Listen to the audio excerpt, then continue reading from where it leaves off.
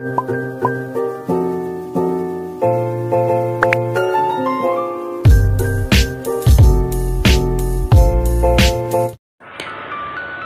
kali ini kita akan membahas tentang penjelasan lengkap mengenai recount text ataupun text recount.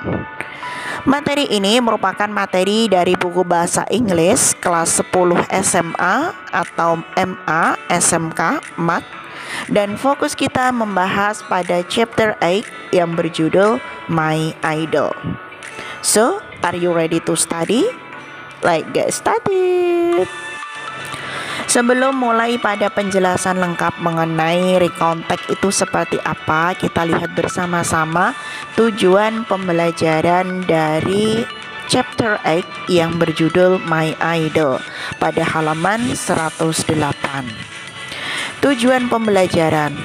Setelah mempelajari bab 8, siswa diharapkan mampu nomor 1, mengidentifikasi isi, fungsi sosial, struktur teks, dan unsur kebahasaan dari teks recount sederhana tentang pengalaman pribadi. Nomor 2, menjelaskan isi teks yang menceritakan pengalaman pribadi dengan benar dengan memperhatikan tujuan komunikasi, struktur teks, dan unsur kebahasaan teks recount sesuai konteks penggunaan. Nomor 3, menceritakan pengalaman pribadi secara lisan dan tulis dengan memperhatikan fungsi sosial, struktur teks, dan unsur kebahasaan teks recount sesuai konteks. Itu adalah tujuan pembelajaran pada chapter 8 bab ke-8 yang berjudul My Idol. Kita mulai pada pembahasan mengenai penjelasan lengkap tentang recount text. Ini nanti kita bagi menjadi 4. Yang pertama adalah pengertian dari recount text itu seperti apa. Kemudian yang kedua, struktur recount text. Kemudian yang ketiga, language feature atau kaidah kebahasaan. Yang keempat, contoh beserta analisisnya.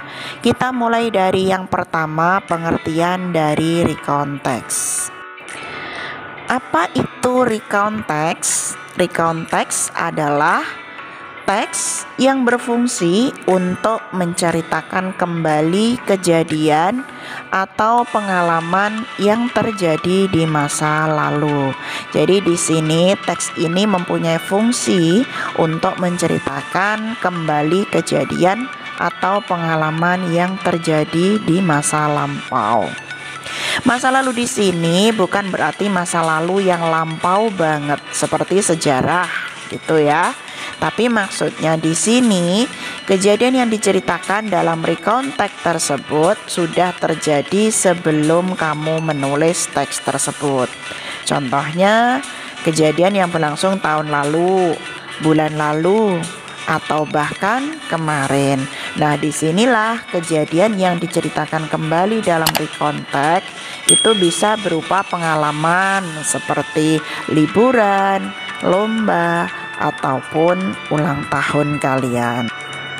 Itu tadi adalah penjelasan mengenai pengertian dari recount text. Kemudian yang kedua adalah struktur recount text. Strukturnya seperti apa? Struktur dari recount text itu terdiri dari 3 bagian. Bagian yang pertama orientation, yang kedua series of event, dan yang ketiga adalah reorientation. Jadi strukturnya ada 3, orientation, series of event ataupun rangkaian kejadian, dan yang terakhir adalah reorientation. Kita bahas satu persatu dulu dari orientation itu seperti apa. Orientation di sini maksudnya ini adalah bagian pembuka teks atau pendahuluan. Di dalam orientation di sini isinya latar belakang dari suatu kejadian, seperti siapa yang terlibat atau kapan dan di mana kejadian tersebut. Jadi orientation di sini sebagai pendahuluan atau pembukaan, isinya latar belakang dari kejadian tersebut, siapa yang terlibat, kapan, di mana tempatnya. Kemudian yang kedua, series of event. Series of event di sini, bagian ini merupakan bagian dari isi teks yang berisi serangkaian kejadian berurutan yang dialami penulis. Contohnya, jika recount teks tersebut menceritakan tentang pengalaman lomba, maka bagian series of event-nya berisi serangkaian kejadian yang dialami secara berurutan, mulai dari awal persiapan lomba hingga lomba berakhir. Jadi series of event ini adalah isi teksnya, kejadian apa aja yang terjadi pada waktu itu nanti masuknya ke dalam series of event. Kemudian struktur yang ketiga namanya reorientation. Reorientation ini sebagai penutup teks.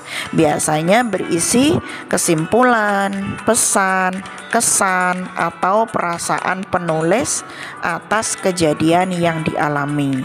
Contohnya, penulis menceritakan tentang pengalaman lombanya dan ternyata ia menang juara 1 dalam lomba tersebut.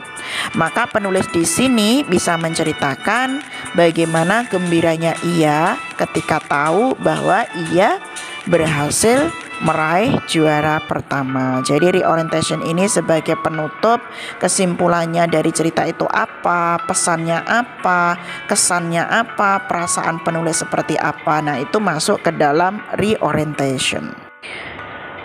Kemudian penjelasan yang ketiga mengenai kaidah kebahasaan atau language feature dari recount text tersebut.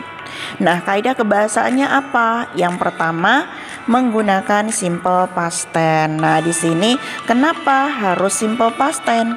Karena kejadian yang diceritakan adalah kejadian yang terjadi pada masa lampau. Maka di sini kita harus menggunakan tenses. Tensesnya itu fungsinya untuk mengungkapkan kejadian yang terjadi pada masa lampau. Dan disinilah kita menggunakan namanya simple past tense. Jadi kaidah kebahasaan yang pertama dalam teks recount itu adalah menggunakan bentuk simple past tense. Nah, di sini teman-teman semuanya masih ingat nggak untuk pola kalimat simple past tense? Nah, di sini saya kasih untuk simple, pola dari simple past tense itu ada 2. Ketika kalimatnya itu berupa kalimat verbal, maka rumusnya adalah subject plus verb to. Contohnya I ran. Kemudian untuk kalimat nominal, rumusnya subject plus be plus complement. Contohnya it was hard. Itu untuk pola simple past tense. Kaidah kebahasaan yang kedua adalah menggunakan adverb of time atau kata keterangan waktu dan adverb of sequence atau kata keterangan urutan.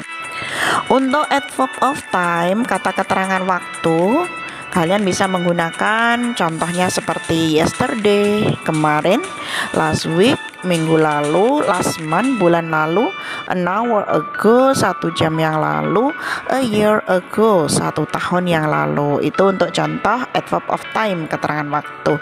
Sedangkan untuk contoh adverb of sequence atau keterangan urutan, kalian bisa menggunakan first yang pertama, then, kemudian after that, setelah itu, at last yang terakhir, finally akhirnya. Nah, itu bisa kalian gunakan di dalam adverb of sequence ataupun kata keterangan urutan. Kalau sudah kita mempelajari tadi mulai dari pengertian, kemudian struktur teksnya, kemudian ciri kebahasaan. Nah, sekarang kita contoh dari recount text. Ini nanti saya kasih contohnya, contoh dari recount text beserta analisisnya itu termasuk apakah termasuk dari orientation, termasuk dalam series atau reorientation dan yang lainnya. Kita lihat bersama-sama dari contoh recount text berikut ini. Ini adalah contoh dari recount text, kita lihat bersama-sama. Di sini sudah saya sampaikan untuk kotak yang pertama itu termasuk dalam orientation atau pembuka. Kemudian untuk kotak yang kedua berwarna ungu itu masuknya ke dalam series of event ataupun rangkaian kejadian isinya. Dan yang terakhir yang berwarna biru itu namanya reorientation atau penutup yang berisi kesimpulan, pesan, kesan. Kita lihat dari yang pertama pada orientationnya. Last month, bulan yang lalu, I joined the Regu Marathon. Saya bergabung pada Regu Marathon. Jadi dia bercerita pada bulan kemarin dia ikut pada Regu Marathon. My first marathon contest. Jadi dia mengikuti maraton kontes pertama kali atau kontes maraton pertama kalinya. Kemudian, I thought it would be a great experience for me to try out. Saya pikir ini akan menjadi pengalaman yang hebat untukku untuk mencobanya. I had to run 42 kilometers to complete. Saya harus berlari 42 kilometer. It was hard. Ini benar-benar usaha yang keras sekali. Nah, di sini ini namanya masuk ke dalam orientation karena di sini dia membuka cerita bahwasanya dia itu mengikuti kontes maraton pertama kali dan di situ dia harus berlari sepanjang 42 km dan ini benar-benar membutuhkan tenaga yang ekstra. Maka di sini dia bilang it was hard. Kemudian pada paragraf berikutnya di sini masuk ke dalam series of event, rangkaian kejadian. Kejadiannya isinya itu seperti apa isi dari teks tersebut. First, yang pertama, I woke up very early in the morning. Saya bangun sangat-sangat pagi. Because the marathon start at 7 a.m. Karena maratonnya dimulai pada jam 7 pagi. Jadi dia harus bangun pagi persiapan. When I arrived at the venue, ketika aku sampai pada lokasi, dia nyampe di lokasi tempat di situ, I found out that there were actually a lot of people who participate in it. Saya menemukan bahwasanya di sana benar-benar banyak sekali orang yang berpartisipasi ikut perlombaan tersebut. We were excited to run the marathon. Kita benar-benar bergairah, benar-benar bersemangat untuk berlari mengikuti lomba maraton tersebut. When the marathon started, ketika maraton mulai, I ran as fast as I could. Saya berlari secepat yang saya bisa. After some kilometers, setelah beberapa kilometer, I was already tired. Saya benar-benar lelah. So I just jogged for the rest of the way. Jadi saya jogging dulu untuk beristirahat sebentar. Jadi larinya agak pelan. Yang awalnya tadi cepat banget, dia larinya menjadi pelan, kayak jogging itu. Finally, I finished the marathon. Dan akhirnya saya sampailah pada maraton tersebut. It was exhausted. Ini benar-benar ngos-ngosan. But it was also so fun. Tetapi ini juga menyenangkan. Nah, ini tadi adalah cerita, namanya series of event, rangkaian kejadian bagaimana dia itu mengikuti lomba maratonnya. Dimulai dari bangun pagi-pagi, nyampe di lokasi sudah banyak orangnya. Kemudian ketika perlombaan dimulai dia larinya secepat kilat. Sampai beberapa kilometer dia lelah dan akhirnya dia sampai juga. Yang terakhir ini namanya reorientation. Pada paragraf di situ bergariskan warna biru, ada tulisannya juga reorientation. Ini masuk ke dalam reorientation. After that, setelah itu, I want to join another marathon. Saya ingin mengikuti perlombaan maraton yang lainnya. I was interested in improving my running time. saya tertarik untuk mengembangkan waktu lari saya. And I also experienced a good feeling with the other runners. Dan saya juga memiliki pengalaman dan perasaan yang indah, yang bagus dengan pelari-pelari yang lainnya. It was a very wonderful experience for me. Ini adalah pengalaman yang sangat luar biasa bagiku.